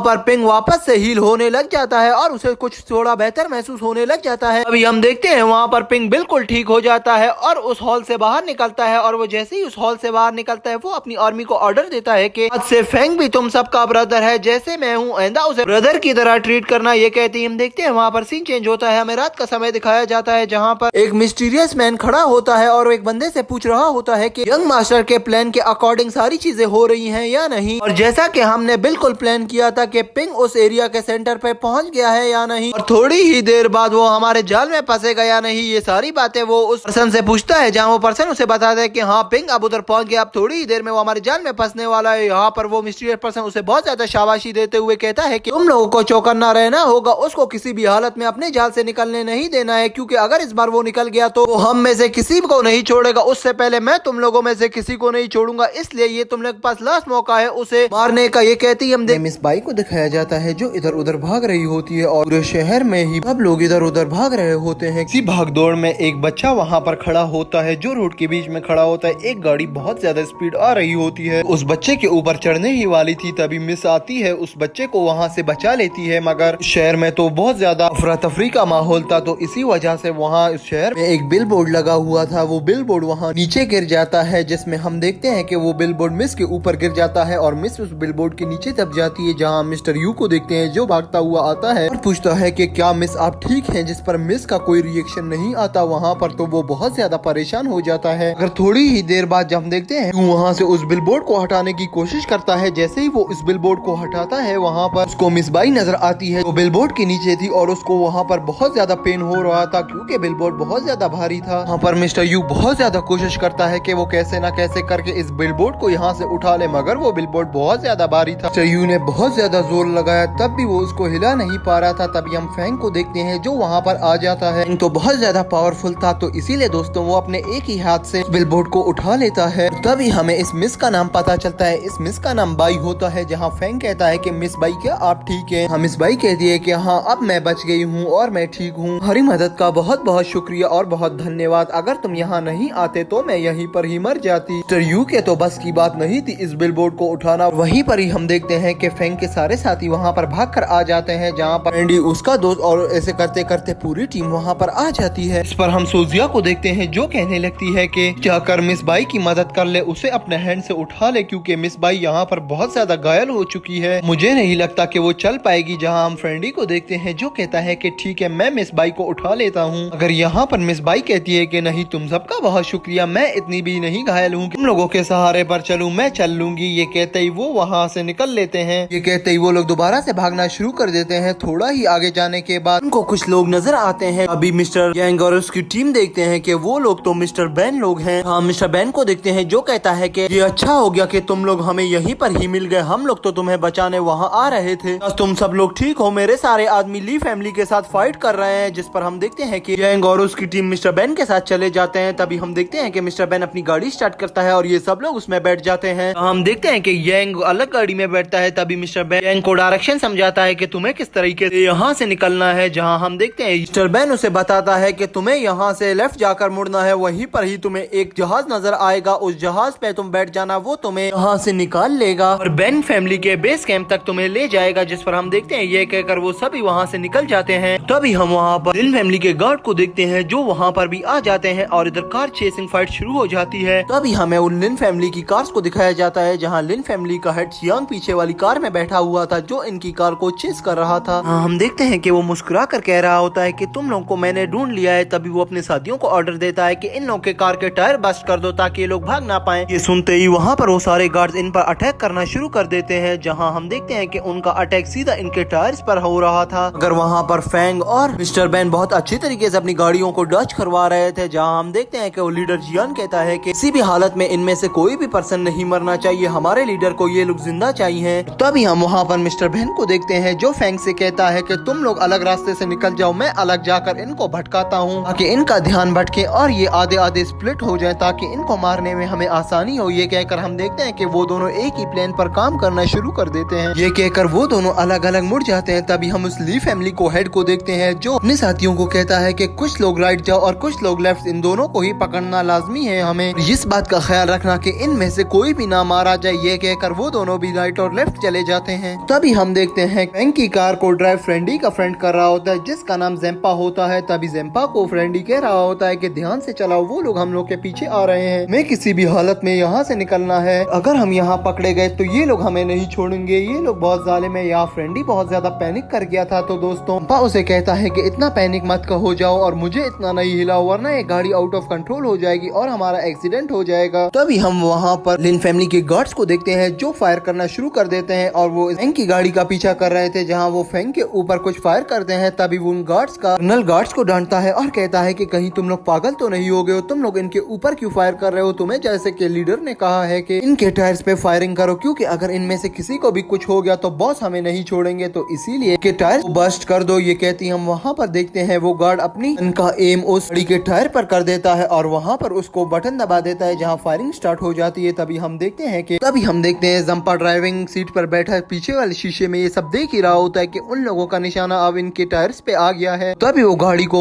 वॉच कराना शुरू कर देता है, जिस पर हम फ्रेंडी को देखते हैं जो बहुत ज्यादा कंफ्यूज हो गया था। फ्रेंडी यहाँ पर कंफ्यूज होकर जंपा को कहता है कि करो वरना हम मारे जाएंगे। वो इसको हिला रहा होता है, जिस पर हम जंपा को देखते हैं जो कहता है कि मत करो वरना हम यहीं पर ही मारे जाएंगे। अगर यहाँ पर हम देखते हैं जंपा बहुत अच्छी ड्राइविंग कर रहा था, वो उनके अटैक से बच जाता है। तभी हम देखते हैं कि लिन फैमिली के गार्ड्स और लिन फैमिली के उस जनरल को बहुत ज्यादा गुस्सा आ गया था, जहाँ जिन फैमिली का जनरल उस गार्ड को डांटता है और उसको एक थप्पड़ मारकर कहता है कि तुम्हें एक सिपाही देखो मैंने बनाया और तुम्हें इस तरह की ट्रेनिंग भी नहीं आती कि तुम किसी की गाड़ी के टायर्स को मार सको। जैसे ही मैं वापस गया सबसे पहले तो मैं तुमसे ये पोजीशन ले लूंगा, तुम्हें कुछ भी नहीं आता, तुम तो बहुत ज्यादा बुज़दिल हो। ये कहकर वो वहाँ पर उस गार्ड को डांटने लगता है, जहाँ गार्ड दोबारा से अपनी पोजीशन ले लेता है। तभी हम देखते हैं कि फ्रेंडी वालों के साथ मिस बाई और मिस्टर यू भी होता है, जिस पर हम मिस बाई को देखते हैं जो कहती है कि लोग हमारा पीछा क्यों कर रहे हैं, ये तो मिस्टर बेन के दुश्मन है, हमें रुककर इनसे पूछ लेना चाहिए। जिस पर मिस्टर यू कहता है कि तुम पागल तो नहीं हो गई हो, इन लोगों को बस इतना पता है कि हम मिस्टर बेन के साथ हैं तो इसीलिए भी वो हमें मार डालेंगे, में दिमाग नाम की कोई चीज नहीं है क्या मिस बाई। जिस पर हम देखते हैं कि इन सब की बात यहाँ पर हम देखते हैं कि फैंग भी सुन रहा होता है और फैंग को हम देखते हैं वो अपनी स्किल्स का यूज कर रहा होता है और वहीं पर ही वो अपने हैंड में स्पिरिचुअल पावर को ले आता है। कहता है कि तुम सब इतना पैनिक मत करो, मैं बताता हूँ कि हमें क्या करना है। ये कहकर वो अपनी एनर्जी को एक्टिवेट कर देता है और वो एनर्जी बहुत ज्यादा पावरफुल होती है। उस एनर्जी की वजह से फैंग अपनी गाड़ी के आसपास एक शील्ड क्रिएट कर देता है, जिस शील्ड से उसकी गाड़ी एक पावरफुल गाड़ी बन गई थी और उसको गोलियां नहीं लग रही थी। वो शील्ड इस गाड़ी को बहुत अच्छे तरीके से प्रोटेक्ट कर रही थी। इसे देखकर उन गुंडों का दिमाग फिर से खराब होने लग जाता है और ग्रेट जनरल भी यहाँ पर कहता है कि ये कितने पावरफुल हैं, इनमें बहुत ज्यादा अच्छी शक्तियां हैं। तभी हमें वहाँ पर फिर से फ्रेडी को दिखाया जाता है जो बहुत ज्यादा पैनिक हो गया था और फिर से चीखें मारने लग गया था। हाँ, वो कहता है कि फैंग तुम्हारे इस टेक्निक से हम बच तो जाएंगे ना या हम मारे जाएंगे, और वो वहाँ से दोबारा चीखें लाने लग जाता है। जिस पर हम देखते हैं कि अभी उसको कहते हैं कि फ्रेडी तुम सबसे ज्यादा पैनिक हो गए हो और तुम्हारी वजह से यहाँ पर पैनिक होते जा रहे हैं, तो इससे अच्छा है कि तुम अपना मुंह बंद कर दो। ना सब होने के बाद हम तभी देखते हैं कि वो फॉक्स उस गाड़ी पर जंप मार देती है। तभी हम लिटिल फॉक्स को देखते हैं जो सीधा जाकर ड्राइवर के मुंह पर चिपक जाती है। जो ड्राइवर वो पीछे वाली गाड़ी को ड्राइव कर रहा था जिसमें इन फैमिली के सारे सारे गुंडे सवार थे। यहीं पर ही ड्राइवर के हाथ से गाड़ी निकल जाती है और वो गाड़ी आउट ऑफ कंट्रोल हो जाती है, जिसकी वजह से वो गाड़ी वहीं पर ही एक्सीडेंट हो जाता है। हम देखते हैं कि जिस गाड़ी का एक्सीडेंट हुआ था वो रोड के ही बीच में खड़ी हो जाती है, जिसकी वजह से इन फैमिली की जो गाड़ी पीछे आ रही थी उसका एक्सीडेंट उस गाड़ी से हो जाता है और वहाँ पर वो दोनों गाड़ियों का ब्लास्ट हो जाता है। सब देखने के बाद वहाँ ज़ेम्पा कहता है कि ये बहुत अच्छा हो गया, अब हमारी जान छूट गई। ये लिटिल फॉक्स तो बहुत ज्यादा चालाक है, ये आइडिया अगर हमें पहले आ जाता तो इस टाइम तक हम बहुत ज्यादा दूर निकल गए होते। थोड़ी ही देर बाद हम देखते हैं ये लोग ड्राइव करने के बाद एयरपोर्ट पर पहुंच जाते हैं, जहाँ हम देखते हैं कि फेंग एक एरोप्लेन खड़ा होता है, जिसे देखकर ये लोग बहुत ज्यादा खुश हो गए थे। मगर उस एरोप्लेन के पास बहुत ज्यादा गार्ड्स खड़े हुए थे। तभी हम देखते हैं कि वहाँ पर एक पायलट भी खड़ा होता है, जो पायलट अपनी जेब से एक पिक्चर निकालता है और इस पिक्चर में देखता है कि कहीं ये वो लोग तो नहीं जिसके बारे में फेंग ने बताया था और जिनकी पिक्चर फेंग ने दी है। जहाँ वो उस पिक्चर को देखता है और वो कहता है कि ये तो वही सब लोग हैं, फेंग ने इन्हीं को ले जाने के लिए कहा है। ये देखते ही वहाँ पर हम उस पायलट को देखते हैं जो आगे बढ़ता है और फेंग से कहता है कि आप लोगों का बहुत बहुत स्वागत, आप लोगों को यहाँ मैं बेस कैंप तक ले जाऊंगा, आप लोगों के बारे में मिस्टर बैंग ने बता दिया है, आप लोगों का बहुत बहुत स्वागत है। इस पर फ्रेंडी उसका शुक्रिया अदा करता है, जिस पर हम पायलट को देखते हैं जो कहता है कि हमें अभी यहाँ से निकलना होगा कि ये जगह खतरों से खाली नहीं, यहाँ हर मोड़ पर एक नया खतरा है, तो हमें यहाँ से बच कर रहना होगा। ये कहते ही हम देखते हैं वो लोग वहाँ कहते हैं कि ठीक है, जैसा आप कहे पायलट, आप अभी चाहते हैं तो अभी निकलेंगे, क्योंकि हमारा कोई सामान भी पीछे नहीं रह गया है, ना सामान था और जो कुछ हमें चाहिए था, जो फेंग से हमारी डील थी वो हमने ले लिया। जहाँ हम फ्रेंडी को देखते हैं जो एक स्टोन को निकालता है और कहता है कि वो स्टोन हमें चाहिए था वो हमने ले लिया, जिस पर हमें पता चलता है कि वो स्टोन इन लोगों ने यहाँ से हासिल कर लिया है जिसके लिए वो लोग यहाँ पर आए थे। वहीं पर ही हम फेंग को देखते हैं जो अपनी जेब में अपने पूरे बॉडी में ढूंढने लगता है कि उसकी स्प्रेल कहाँ है। जब वो ढूंढता है कि उसकी स्प्रेल तो उसके पास ही नहीं है, तभी वो गाड़ी की तरफ भागता है और देखने लग जाता है कि वो अपनी स्प्रेल को गाड़ी में तो नहीं भूल गया। जहाँ वो गाड़ी में जाता है और गाड़ी की बहुत अच्छी तरीके से तलाशी लेता है, अगर उसको वहाँ पर वो स्प्रेल नहीं मिलती, जिसे देखकर वहाँ पर फ्रेडी भी बहुत ज्यादा परेशान हो गया था। क्या हुआ, तुम्हारी क्या खो गई है? जिस पर फेंग को देखते हैं जो कहता है कि मेरी स्प्रेल गुम हो गई है, जिस पर हम देखते हैं कि वो सभी लोग हैरान हो जाते हैं और कहते हैं कि ये स्प्रेल क्या है। इस पर हम देखते हैं कि वहीं पर उन लोगों को फेंग बताता है कि स्प्रेल वही लिटिल फॉक्स है जिसने तुम सबको बचाया है, और तभी वो सब लोग सुख की सांस लेते हैं और कहते हैं कि तुम उसको स्प्रेल बोल रहे थे, तो सीधा सीधा उसको लिटिल फॉक्स ही कह देते। ये है कि फेंग आसपास ढूंढ रहा होता है अपनी उस लिटिल फॉक्स को, मगर उसे वो वहाँ पर नहीं मिलती। जिस पर हम इस बाई को देखते हैं जो कहती है कि मैंने उसे देखा था जब वो उस ड्राइवर के मुंह पर गई थी, वो वापस से आके कार में बैठी थी, उसके बाद फिर मैंने उस पे गौर नहीं किया कि वो कहाँ गई। जिस पर मिस्टर यू भी यही बात कहता है कि मैंने भी उसको वहाँ पर देखा था। इस पर हम पायलट को देखते हैं जो गुस्से में आ गया था और उकता गया था वहाँ खड़े होकर, जो कहता है कि फेंग और उसकी टीम मेरी बात सुन लो, अगर तुम लोगों को उस लिटिल फॉक्स की अहमियत इतनी ही कम है तो उसको अगर तुम लोगों ने अब घुमा दिया है तो आ जाओ, बैठ जाओ, वरना लिन की फैमिली यहाँ पर आ गई ना तो फिर कोई भी नहीं बचेगा। लिन फैमिली बहुत ज्यादा पावरफुल है, यहाँ तक कि जियान में इतनी पावर्स हैं कि वो किसी को भी फिर नहीं छोड़ेगा। तो इसीलिए मैं कह रहा हूँ कि जल्दी से आओ, इस प्लेन में बैठो, हमें यहाँ से जल्दी निकलना है। पर हम फेंग को देखते हैं जो इमोशनल हो गया था और कहता है कि वो बचपन से ही मेरे साथ है, मुझे किसी भी हालत में उसको ढूंढना है, मुझे उसे गुम होने नहीं देना, वो मेरी बचपन की एक याद की तरह है। इस पर फेंग कहता है कि तुम सब यही रुको या तुम सब चले जाओ, मैं उसे जाकर पीछे ढूंढ रहा हूँ। तभी हम देखते हैं ओजिया कहने लगती है कि फेंग हम तुम्हें ऐसे अकेला नहीं छोड़ सकते, हम यहाँ एज अ टीम आए हैं तो एज अ टीम वर्क करेंगे, तुम्हारे साथ चलती हूँ। ये कहकर हम देखते हैं वहाँ सभी लोग कहने लगते हैं कि फेंग हम तुम्हारे साथ चलेंगे। फ्रेंडी ज़ेम्पा सभी वहाँ राजी हो जाते हैं फेंग के साथ जाने के लिए। सब सुनने के बाद फेंग कहता है कि मैं जानता हूँ कि तुम सब मेरे बहुत अच्छे फ्रेंड्स हो और अब हम एक फैमिली की तरह बन चुके हैं, मगर मैं तुम लोगों की जान किसी की भी खतरे में नहीं डालने वाला, तो इसलिए मैं यही चाहूंगा कि तुम सब लोग निकल जाओ और मैं यहाँ अकेला लिटिल फॉक्स को ढूंढकर तुम लोगों के पास आ जाऊंगा। अगर मैं नहीं आ सका तो तुम लोग मुझे भूल जाना, क्योंकि यहाँ पर बहुत ज्यादा खतरा है, तो इसीलिए मैं तुम लोगों को खतरे में नहीं डालना चाहता। तुम लोग मेरे दोस्त हो, मैं अकेला होऊंगा तो कोई मुझे पहचान भी नहीं सकेगा, मैं बहुत आराम से उसे ढूंढ लूंगा और ये एक बहुत अच्छा प्लान है। जिस पर हम सभी लोगों को देखते हैं जो कहने लगते हैं कि फेंग हम तुम्हें ऐसे अकेला नहीं छोड़ेंगे। जहाँ फेंग उनको फिर से समझाने लगता है और काफी समझाने के बाद हम देखते हैं कि वहाँ पर वो सभी लोग तो पहले एग्री हो जाते हैं। तभी हम फ्रेंडी को देखते हैं जो कहने लगता है कि ठीक है, बाकी सारी बातें मुझे ये पता है कि तुम बहुत पावरफुल हो। तभी वो ज़ेम्पा के पास जाता है और कहता है कि तुम्हें टेंशन लेने की जरूरत नहीं, फेंग बहुत ज्यादा पावरफुल है, इसकी स्किल्स का आइडिया मुझे है, ये इतनी ज्यादा पावर्स को क्या करेगा अपने पास संभाल के, इसको अपने दुश्मनों पर अप्लाई करना ही होगा, एक ना एक दिन इसको अपनी जान खतरे में डालनी ही होगी। तभी हम फेंग को देखते हैं जो कहता है कि जहाँ पर फाइट हो रही है वो यहाँ से कितनी दूर है पायलट। जिस पर पायलट उसे बताता है कि यहाँ पर फैन और ली फैमिली की फाइट चल रही है, वो जगह यहाँ से 1 से 1.5 घंटा दूर है, उन लोगों को यहाँ तक आने में 1.5 घंटा लग जाएगा। अभी हमारे पास 1.5 घंटे का वक्त है, हमें हमें उससे पहले ही यहाँ से टेक ऑफ करना है। पर फैंग कहता है कि तुम लोग मेरे लिए 1 घंटा 20 मिनट तक इंतजार कर लो, जैसे ही 10 मिनट बचेंगे तुम लोग यहाँ से टेक ऑफ कर जाना। कहते ही हम देखते हैं वहाँ पर सोजिया कहने लगती है कि नहीं फैंग, ऐसा भी अब नहीं होगा कि हम तुम्हारी रक्षा ना कर पाए और तुम्हें ऐसे ही यहाँ पर अकेला छोड़ दे। हम तुम्हारा वेट करेंगे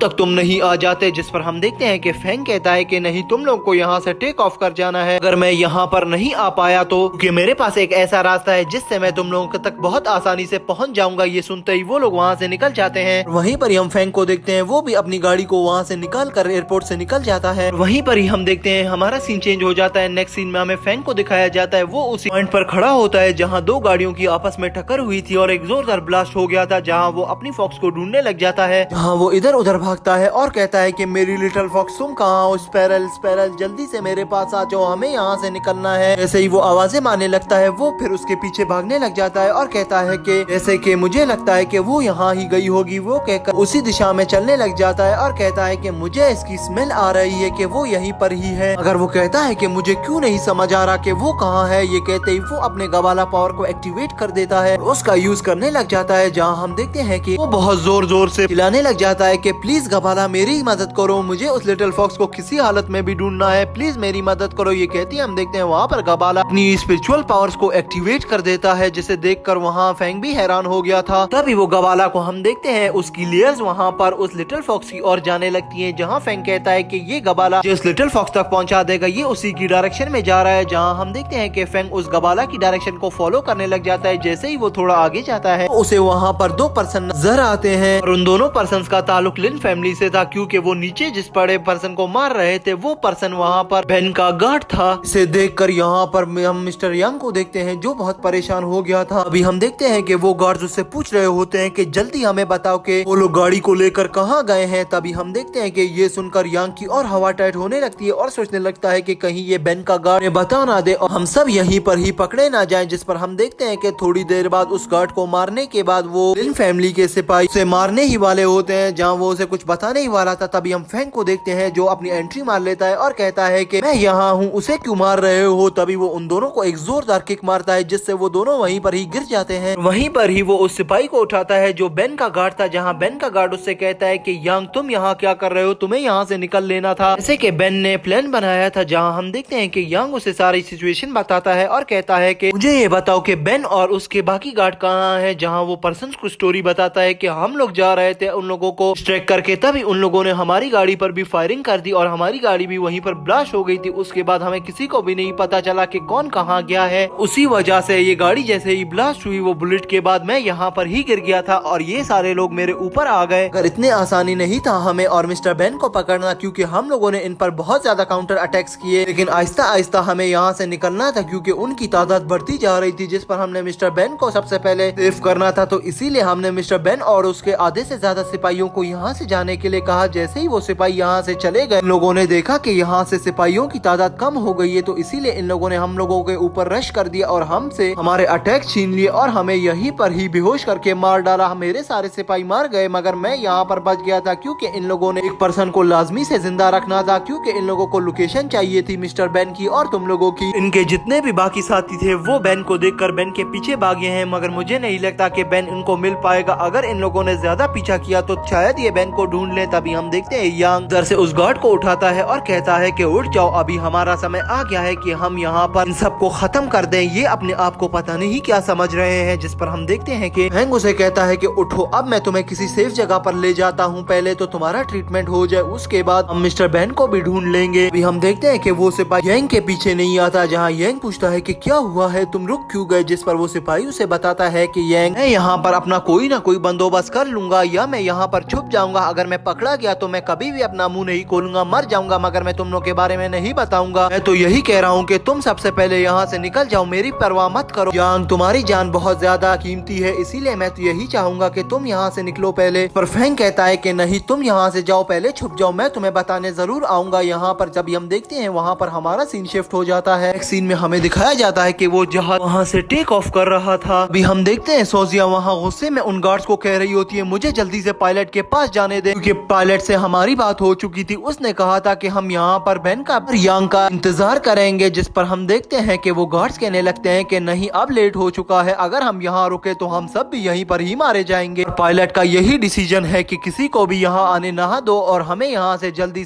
टेक ऑफ करना है, जैसे कि मिस्टर बेन का प्लान है। तभी हम वहाँ मिस बाई को देखते हैं जो आगे बढ़ती है और सोजिया से कहती है कि हाँ ये लोग सही कह रहे हैं, हमें लेट हो गया है, मैं किसी भी हालत में यहाँ से निकलना है, मुझे पता है और मुझे यकीन है यंग किसी भी तरीके से अपने आप को बचा लेगा और वो बहुत ज्यादा पावरफुल लड़का है, मैंने उसको देखा है, वो यहाँ सर्वाइव कर लेगा, मुझे उसकी चिंता करने की कोई जरूरत नहीं है। जिस पर हम देखते हैं कि सोजिया कहने लगती है कि मिस बाई वैसे तो आप सब लोग सही कह रहे हैं, मगर मुझे फिर भी यहाँ पर यंग की टेंशन हो रही है और मुझे उसकी बहुत ज्यादा परवाह है, मुझे पता नहीं क्यों टेंशन हो रही है कि मैं उसको सेव नहीं कर पाई और मेरे मन में अजीब अजीब से ख्याल आते जा रहे हैं। कहकर हम सोजिया को देते हैं जो अपनी सीट पर जाकर बैठ जाती है। इस पर हम उसी गार्ड को देखते हैं जो सोजिया को कहता है कि मिस आप इतनी चिंता मत करें, मैंने यंग को देखा है, वो बहुत पावरफुल है। तभी हम देखते हैं कि वो जहाज वहाँ से टेक ऑफ कर लेता है और वहीं पर ही हमारा सीन चेंज हो जाता है। नेक्स्ट सीन में हमें दिखाया जाता है कि मिस्टर बेन बहुत ज्यादा घायल होता है और उसके मुंह पे बहुत ज्यादा दाग लगे हुए होते हैं और वो लंगड़ा लंगड़ा के वहाँ से भाग रहा होता है, मगर कुछ गार्ड्स उसके पीछे होते हैं। यहाँ पर हम देखते हैं कि मिस्टर बेन के सारे गार्ड यहाँ पर मारे गए हैं और मिस्टर बेन अकेला बच गया था, इसीलिए मिस्टर बेन वहाँ से अकेला ही भाग रहा था जहाँ सारे गार्ड्स उसका पीछा कर रहे थे और वो मिस्टर बेन को पकड़ने ही वाले होते हैं। जिस पर हम उन सिपाहियों को देखते हैं जो बहुत ज्यादा गुस्से में होते हैं और बेन से कह रहे होते हैं कि यहीं रुक जाओ वरना हम तुम्हें गोली मार देंगे। जिस पर बेन उनकी बात नहीं सुनता क्योंकि उसको पता होता है कि इन लोगों ने